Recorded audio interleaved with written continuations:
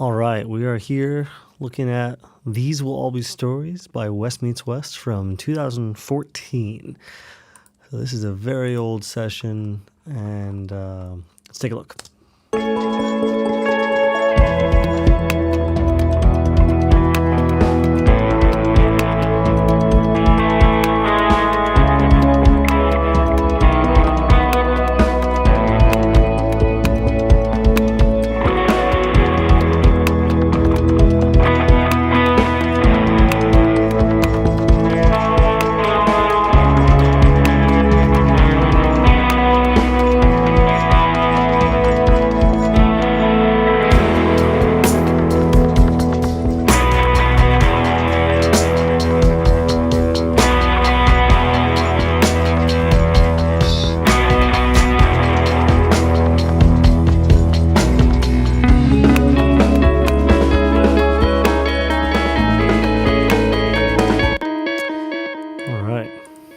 So yeah, this is the oldest session we'll look at in these videos, and it's a little like looking at your old yearbook. You're just kind of like, oh boy, I can't believe I did that. But ultimately, this song is still our most popular song in Wess Meets West, and I think the final product sounds good.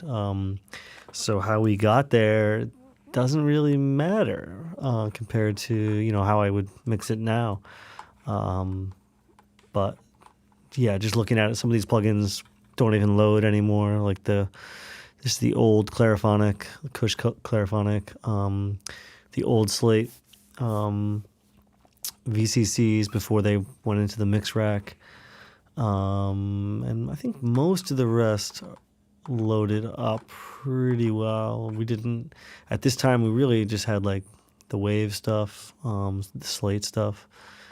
UAD wouldn't come for a few, at least for us, for a few years.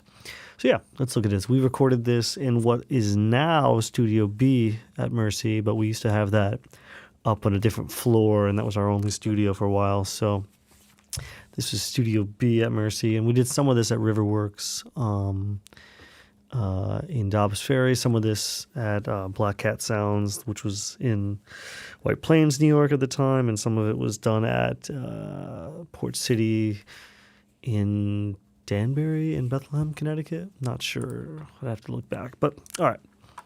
And this is Andy Porta on drums, Eric Alfizi on bass, Nick Robinson on guitar, me on guitar, and that's it. Nick wrote this song, brought it to the band, and we added a bridge and we added some other sections, but he brought the main electronic elements, which are fantastic and pretty much stay as is from the Reason session. I don't even have the Reason session. I'd have to go back on a different hard drive and find that.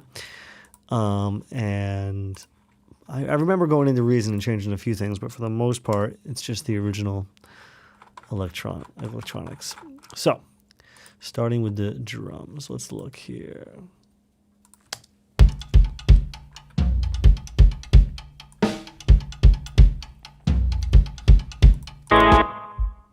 So yeah, this is the sub kick, the same sub kick we used today, some EQ. I still use this EQ, I like it. Yeah, it's the same sub kick I use here now, and the one we just kind of found in my dad's barn. I've A-B'd it against other sub kicks. I really like it. Just, nice. Though I almost feel like this 6-year-old version of it sounds better than today. Maybe it's just gotten so much use that it's starting to go. Kick drum, we probably used a D6 back then. Certainly kind of sounds like it. What do we got here?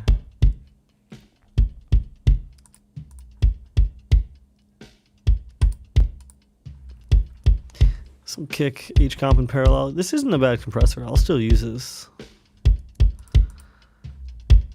Okay.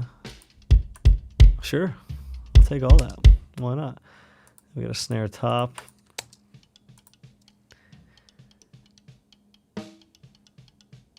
Some EQ there.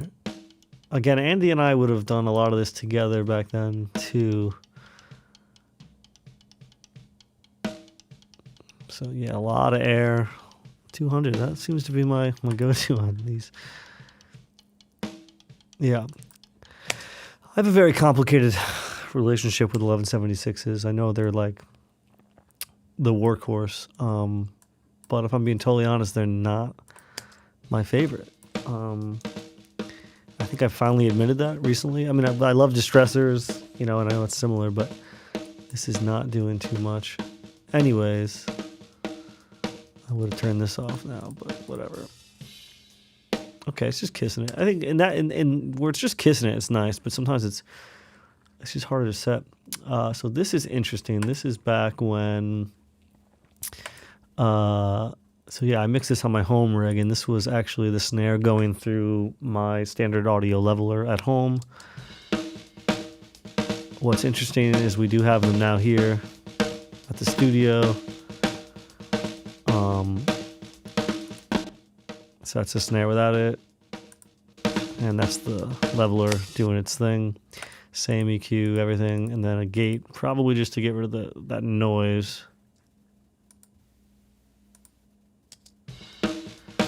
Because it's a little bit of a noisy unit. A little bit of a noisy unit. Snare bottom. Looks like the same stuff going on. Interesting. And then, okay, so we got a snare crush. So I think we would have taped like a small diaphragm condenser to the snare. It's possible.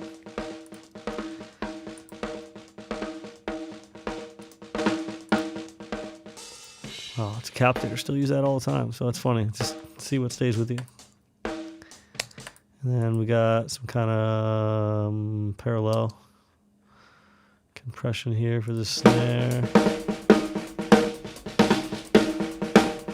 Devil lock.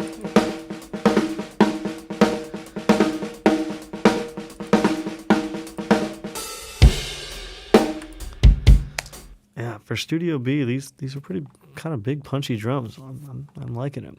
So Tom, he only plays one. Andy only plays one tom in this song. Okay, we were using that. It's funny what you go back to. Interesting. Let's hear this tom.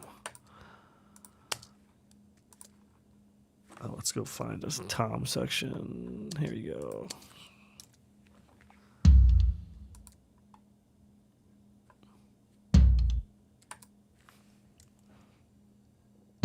Okay, not night and day. So there's not a lot of toms in the song. Anyways, a lot of snare. There's a tom parallel compression here going on. All right, overheads. Just probably a space pair over the kit. There is a video of us going through all the mics and what we used. Wow, not doing much to those. Hey, sometimes natural's the way to go. Some hi-hat. Cool, not doing much. And then I did put the Royers on the side of the kit.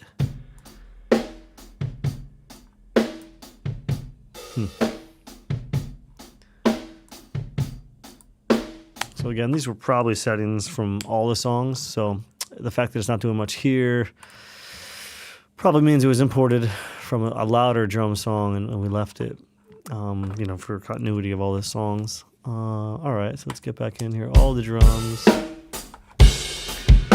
I'm liking how that sounds for some of the stuff I don't really use anymore. 2500, not doing too much.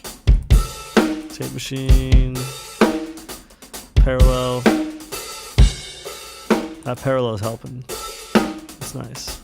I haven't used this probably since this session, but it's nice. And then some reverb, some waves, reverb. Cool. Why not?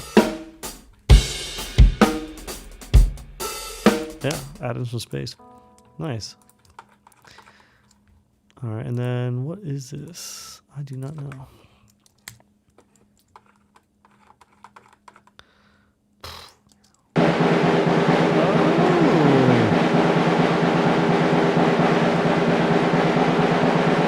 Panning around. Interesting. I have no recollection of that. Cool.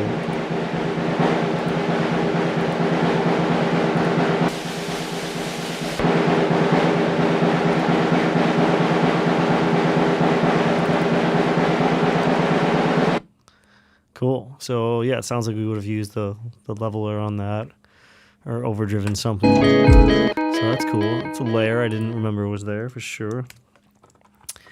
The bass, Eric's bass. Okay. We only have one track. Oh no, okay. No, we have a DI.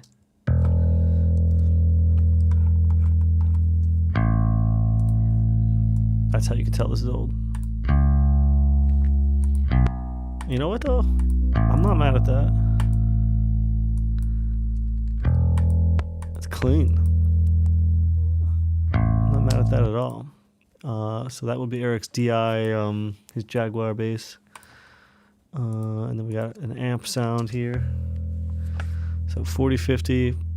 This is probably his Ampeg.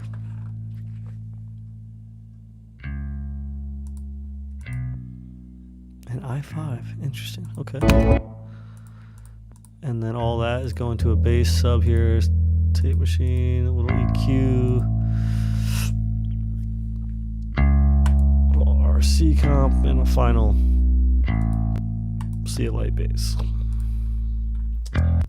And this is, we would do the DI tracking and then reamp through pedals. There's no real pedals in the song that I recall for bass, so it would have just been the clean sound through an amp. And we still work that way today. We still pretty much work that way. All right, guitars, Nick's guitars here. We work similar. Okay, we didn't do full hard pans on these.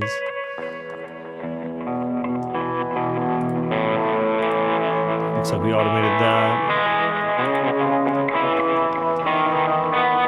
So we got a 57 and a Royer.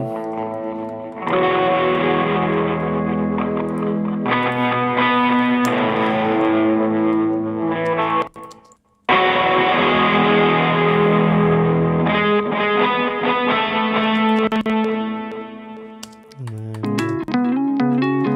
this great lead. Looks like interesting. So we went DI with that just to get really precise with the delays there. Really effective. I think that was Nick is just crushing it with that. Look how little guitars we used. And then his sub here, tape machine, EQ, 1176.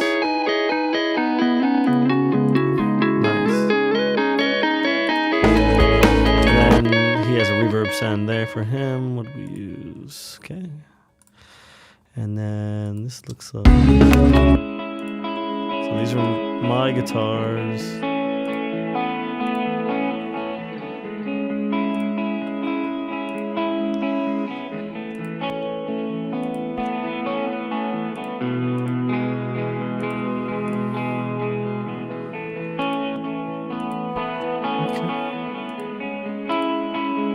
Again, we always tracked with effects just to the amp for the most part.